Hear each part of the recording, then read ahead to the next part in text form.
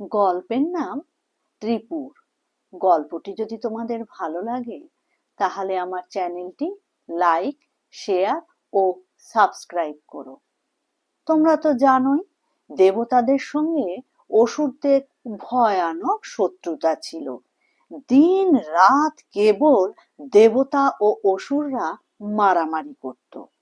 তাতে অনেক সময় অসুররা হারতো, আবার কখনো কখনো দেবতারাও হারতো। দেবতারা অসুরদের জ্বালায় অস্থির হয়ে থাকতেন। আবার অসুররা তপস্যা করলে তাদের বর না দিয়েও পারতেন না। বর দিয়ে তারপর তার ধাক্কা সামলাতে দেবতাদের প্রাণান্তকর অবস্থা হতো। এরকম একটা অসুর ছিল, তার নাম ময়। জাদু, মায়া, ভেলকিবাজি যত কিছু আছে ময় সবকিছুই জানতো। আর তার জোরে সময় সময় দেবতাদেরকে ভারী নাকাল করত। একবার যুদ্ধে হেরে ময় তপস্যা করতে লাগলো। বিদ্যুনালী আর তারক নামে আরো দুটো অসুরও তার দেখা দেখি তপস্যা আরম্ভ করলো। তারা উপবাস করে শীতে ভুগে বৃষ্টিতে ভিজে এমন আশ্চর্য তপস্যা করলো যে ব্রহ্মা আর তাদের কাছ থেকে না এসে থাকতে পারলেন না। ব্রহ্মা বললেন, বাপু সকল, আমি তোমাদের তপস্যায় বড় তুষ্ট হয়েছি। এখন কি বর চাই তাড়াতাড়ি বলে ফেলো দেখি। তখন ময় হাত জোড়ো করে মিষ্টি ভাবে তাকে বিনয় করে বলল, প্রভু, দেবতারা আমাদেরকে মেরে ধরে তাড়িয়ে দিয়েছে। এখন আমরা কোথাও একটু থাকবার জায়গা পাচ্ছি না। দয়া করে আমাকে এমন বর দিন যাতে আমি একটা খুব ভালো দুর্গ বানাতে পারি, আর সেই দুর্গের ভেতরে বসে আর থাকতে পারি, আর কেউ যেন আমাদের কিছুই করতে না পারে। ব্রহ্মা বললেন, একেবারে কিছুই করতে পারবে না এমন কি হয়? ময় বলল, তাই যদি হয় তবে এমন বর দিন যে একমাত্র শিব ছাড়া আর কেউ সেই দুর্গ নষ্ট করতে পারবে না, আর শিবকেও একটি মাত্র বাণ মেরে সেই কাজ করতে হবে। তখন ব্রহ্মা বললেন, আচ্ছা তাই হবে। এই বলে ব্রহ্মা চলে গেলেন। ময় যারপরনাই খুশি হয়ে দুর্গ তৈরি করতে আরম্ভ করে দিল। ময় বলল, এমন দুর্গ বানাবো যে তা 3 ভাগে ভাগ হয়ে 3 জায়গায় থাকবে। তাহলে আর এক বাণে তাকে নষ্ট করা যাবে না। খালি একদিন সেই 3টি ভাগ একত্র হবে, যেদিন চন্দ্র আর সূর্য একসঙ্গে পুষ্যা নক্ষত্রে থাকবেন। সেই দিন যদি শিব এসে বাণ মারেন তবেই আমার ওই দুর্গ তিনি নষ্ট করতে পারবেন, নইলে নয়। এমন করে সে তার দুর্গ তৈরি করে ফেললো। পৃথিবীর উপর করলো একটা লোহার দুর্গ, সেটা তারকের জন্য। স্বর্গে করলো একটা রূপার দুর্গ, সেটা বিদ্যুনালীর জন্য। আর স্বর্গের উপরে একটা সোনার দুর্গ, সেটা করলো তার নিজের থাকবার জন্য। এইভাবে 3টে পুরী মিলিয়ে দুর্গটি প্রস্তুত হলো। তাই তার নাম হইল ত্রিপুর। তেমন দুর্গ আর কেহ কখনো দেখেনি। যেমন বড় তেমনি মজবুত, তেমনি সুন্দর। মাঠ, বাগান, পথ, ঘাট, বাজার, নদী, পুকুর সমস্ত কিছু তার ভিতরে আছে। কোনো জিনিসের জন্য দুর্গের বাইরে যেতে হয় না। অসুররা যে যেখানে ছিল খবর পেয়ে সকলে এসে সেই দুর্গে থাকতে আরম্ভ করলো। তাদের আর আনন্দের সীমা নেই। আর তাদের কিসের ভয়? তখন তাদের সাহস আরো বেড়ে গেল। এতদিন দেবতাদের ভয়ে ঝোপ জঙ্গলে অসুররা লুকিয়েছিল, এখন আবার সুবিধা পেয়ে তাদের সঙ্গে খোঁচাখুচি আরম্ভ করে দিল। কোনোদিন স্বর্গের বাগান ভাঙে, কোনোদিন দেবতাদের বাড়ি গিয়ে ঝগড়া করে, কোনোদিন মুনি ঋষিদের তপস্যা মাটি করে দেয়। ময় নিজে তেমন মন্দ লোক ছিল না, কিন্তু অসুররা তার কথা শুনলে তো। তারা দল বেঁধে সংসারময় ঘুরে বেড়াতে লাগলো, যাকে পায় তাকেই ধরে মারে।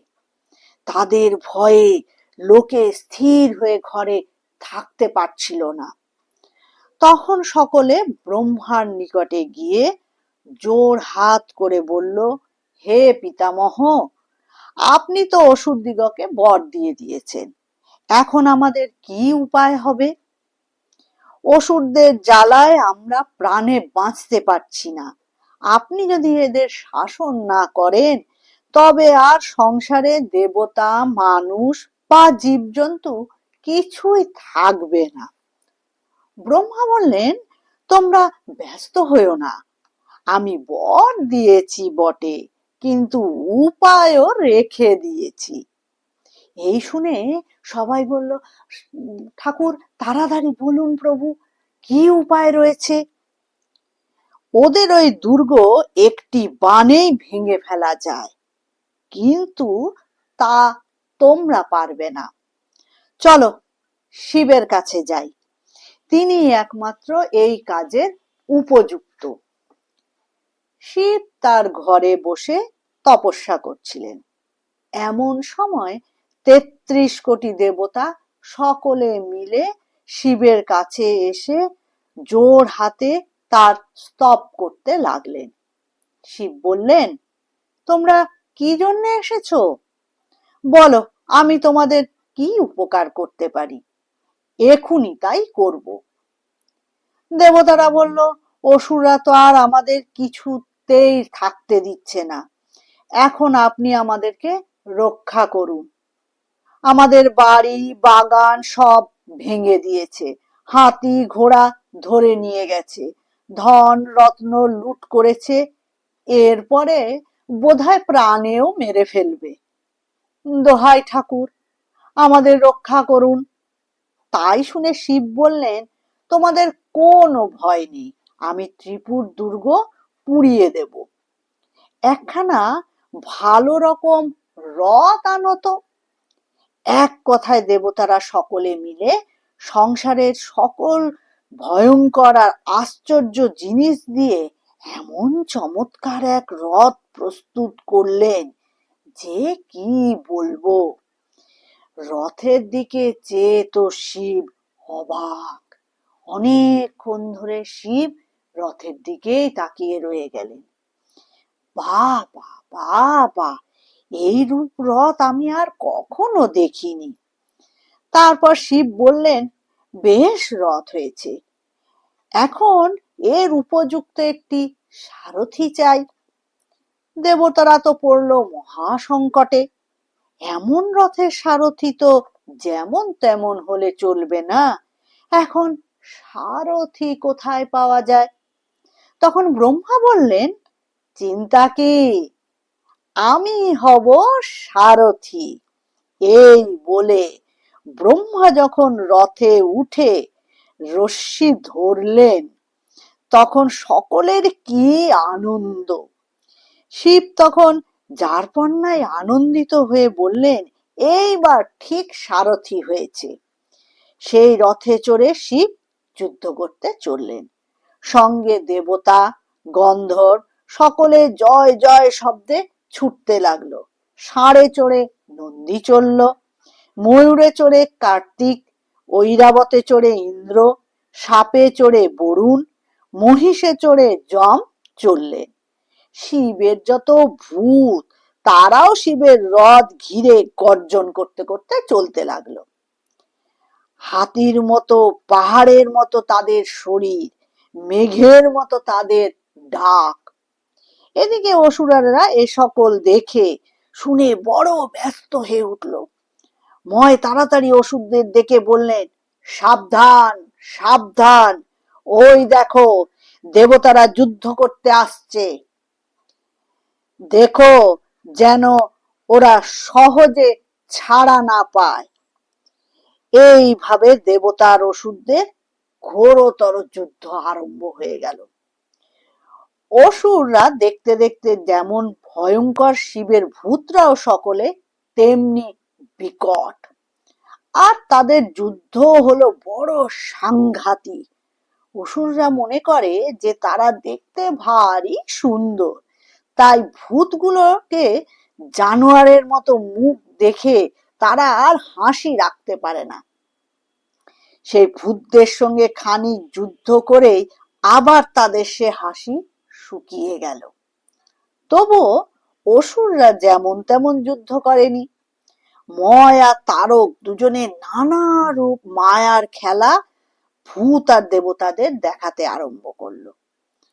সকলে যার বন্যায় ব্যস্ত হয়ে উঠল। কোথা হতে যে তারা যত রাজ্যের আগুন, বৃষ্টি, ঝড়, বাঘ, সাপ, কুমির এনে দেবতাদের উপর ফেলতে লাগলো তা কেউ বুঝতেই পারল না। তখনই দেবতারা জয় হইতে লাগিল। নন্দীর হাতে বিদ্যুৎ নারী মারা গেল আর সকল অসুর কাবু হয়ে পড়ল। তখন ময় দেখলো যে এখন একবার দুর্গের ভেতরে গিয়ে একটু বিশ্রাম না নিলে আর যুদ্ধ করা যাচ্ছে না। দুর্গের ভিতরে এসে ময় ভাবছে এখন উপায় কি হয়। এমন দুর্গ করেও দেবতাদের হাতে শেষ, এত নাকাল হতে হবে। বলতে বলতেই চট করে তার মাথায় বুদ্ধি খেলে গেল, আর অমনি সে মায়ার বলে দুর্গের ভেতরে এক আশ্চর্য পুকুর তৈরি করে ফেলল। সে পুকুরের জল অমৃত, সে জল একবার খেলে, তাতে স্নান করলে মরা সেও বেঁচে ওঠে। তখন আর কিসের ভয়, যত অসুর মরে সকলকে এনে সেই পুকুরে স্নান করায়।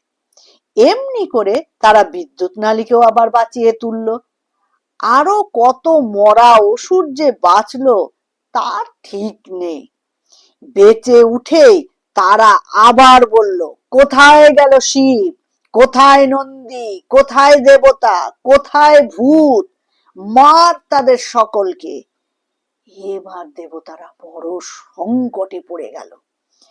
যত অসুর মরে সঙ্গে সঙ্গে আবার অসুরদের বাঁচিয়ে তুলে ফেলে। এ কি আশ্চর্য ব্যাপার! মরেও মরে না, বরং তাদের গায়ের জোর যেন আরো বেড়ে যেতে লাগলো। দেবতারা আর ভেবে পথ খুঁজে পাচ্ছেন না। এমন সময় শিবের একটা ভূত ছুটে এসে বলল, কর্তা, অসুর মেরে আর কি হবে, এদের ঘরে পুকুর আছে, তার জল চান করলেই মরাটা চাঙ্গা হয়ে যাচ্ছে। অসুররা তখন ভয়ানক যুদ্ধ করছিল। দেবতারা একেবারে অসুরদের জ্বালায় তখন অস্থির। আবার শিবের রথের চাকা তো সেই সময় মাটিতে বসে গেছে। সকলে প্রাণপণে টানাটানি করেও সেই রথের চাকা তুলতে পারছিল না। তখন বিষ্ণু তাড়াতাড়ি এক বিশাল ষাঁড় সেজে শিং দিয়ে সেই রথ ঠেলতে লাগলেন। তবে সেই সর্বনাশ থেকে সবাই রক্ষা পেল, রথের চাকা উঠল। এর মধ্যে তারকাসুর ঝড়ের মতো ছুটে এসে ব্রহ্মাকে এমনি গুঁতো মারল যে তিনি হাতের রাশ ফেলে দিয়ে কেবলই হাঁপাচ্ছিলেন। এদিকে বিষ্ণুর রথখানাকে শিং দিয়ে উঠিয়ে দিয়েই অসুর দিকে দুর্গের দিকে ছুটে চললেন। অসুররা তার বিশাল দেহ আর শিং নাড়া দেখে আর গর্জন শুনে যার পর নাই ভয় পেয়ে গেল। তিনি ছুটতে ছুটতে সেই পুকুরে গিয়ে চোঁ চোঁ শব্দে সেই পুকুরের সমস্ত জল খেয়ে ফেললেন। এরপর আর অসুররা ভূতেদের সঙ্গে কিছুতেই পেরে উঠল না। তারপর ঢিপ ঢাপ ভূতের কিল খেতে খেতে ছুটে দুর্গের ভিতরে ঢুকে গেল। তা দেখে দেবতাদের কি আনন্দ! হাততালি দিয়ে হেসে তারা বলতে লাগলো, কোথায় শিব, কোথায় দেবতা, কোথায় ভূত, মার সকলকে। তখন আর অসুরেরা ভূতের ভয়ে স্থির থাকতে না পেরে তাদের দুর্গ শুদ্ধ সমুদ্রের উপর চলে গেল। কিন্তু দেবতারা তাদেরকে এত সহজে ছাড়বে না। তারা সেখানে গিয়ে আবার তাদের সঙ্গে ভীষণ যুদ্ধ আরম্ভ করলো। দেখতে দেখতে তারকাসুর নন্দীর হাতে মারা গেল। বিদ্যুৎ নালীরও সেই দশা। আর অধিক বিলম্ব হইল না। তারপর ক্রমে সেই সময় এসে উপস্থিত হইল যখন চন্দ্র আর সূর্য একসঙ্গে পুষ্যা নক্ষত্রে আসবেন। সেই পুষ্যা যোগে ত্রিপুর দুর্গের 3টি ভাগও এক জায়গায় এসে মিলিত হওয়ার কথা। তখন তারা তার উপর শিব বাণ ছাড়ল। এক বাণেই সেই দুর্গ নষ্ট হয়ে গেল।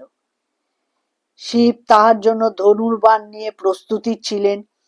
ঠিক সময়টি উপস্থিত হতেই তিনি ভীষণ শব্দে সেই বাণ ছেড়ে আকাশ পাতাল এক করে অসুরদের দুর্গটি নষ্ট করে দিলেন। সেই বাণের তেজ এমন ছিল যে দুর্গের ওপর তা পড়বা মাত্র দেখতে দেখতে সেই দুর্গ পুড়ে ছাই হয়ে গেল। এইভাবে ত্রিপুর দুর্গ শেষ হলো। অসুররা সকলেই তাতে পুড়ে মারা গেল।